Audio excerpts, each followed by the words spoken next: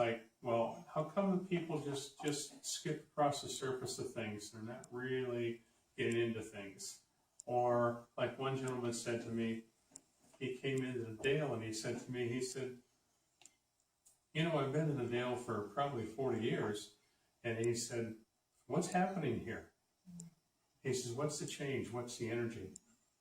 And I said, well, we have a lot of people that haven't learned the same way that a few others here have. And they said they're changing how they want to see it or do it, or they think they have a different way of doing it. And I said, in my own estimation, to a degree, they're losing some of the essence. And we need to focus on the essence and go back to that. And I find that there's a few of us in the room here that can definitely do that and have the ability. And I'd love to see that spread and grow. And please teach and share with others as much as we can. I think it would be wonderful. You know, I've been looking at things around me, and all the world changes right now. And I believe that part of the world changes is also an awakening for people to reach a new plateau of openness and understanding.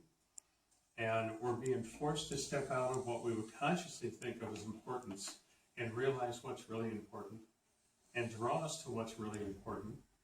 And I believe that mediumship is a huge stepping stone in the middle of that that helps us step to another level, not only of understanding, but an acceptance.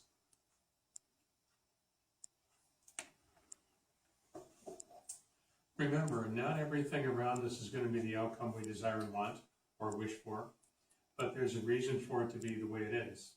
And to understand that and accept that and work with that in the most positive manner. Let's spend the energy on the healing and spend the energy on the mediumship and spend the energy on helping people and reaching out and touching people in ways that sometimes gets forgotten or overlooked.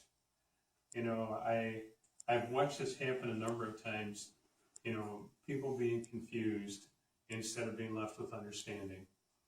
And I feel that it's so important to leave people with understanding and to not allow it to be something shorter than that. We need to have that depth of understanding and that balance and to bring that in. You know, there's a destiny and there's a free will. Destiny is the lessons coming. Free will is how are we going to learn it? Are we going to learn it the hard way or the easy way, the right way or the wrong way? Are we going to make a mess of it? Or are we going to finally accept that we do need a change? You know, I explained to a class of children one time that we have our free will.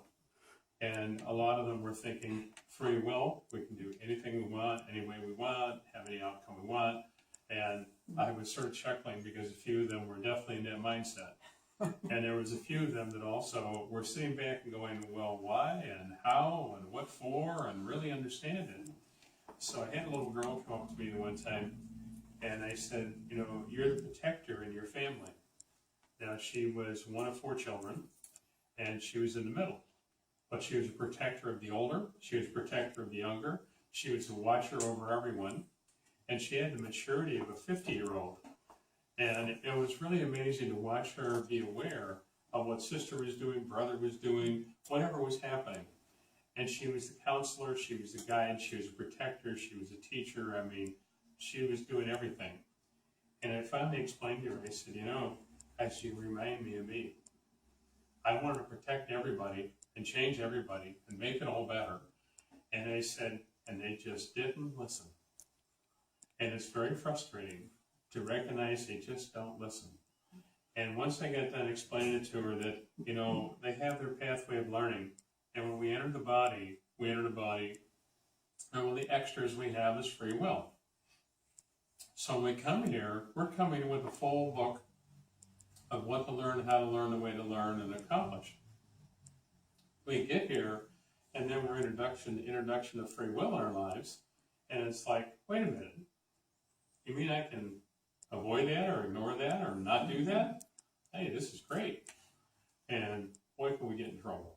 Mm-hmm. And I feel the energy with that I was talking to that little girl, and I said to her, I said, remember, I said, there's things we can do something about, even if it is someone else, because we plant the seeds of wisdom, guidance, and love. But we need to step back enough and look at it and realize that we can just plant the seed. They have to water it, they have to help it grow, and they have to look at the point in one time believing in it and working with it. You know, I have a few situations with children that I've always enjoyed and I've always cherished how they approach things and how honest they approach things. And I'd like to go back in myself at times and step back to the point of, okay, here's this innocence and honesty of just sharing